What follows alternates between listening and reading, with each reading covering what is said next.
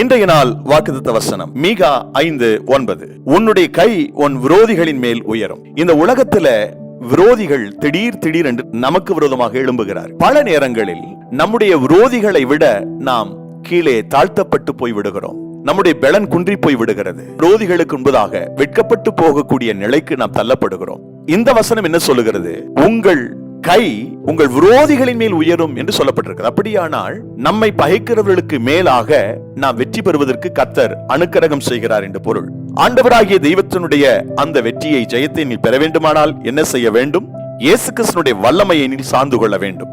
மீகா 5:2 வசனம் 5வது வசனத்தில் வாசித்து பாருங்கள்.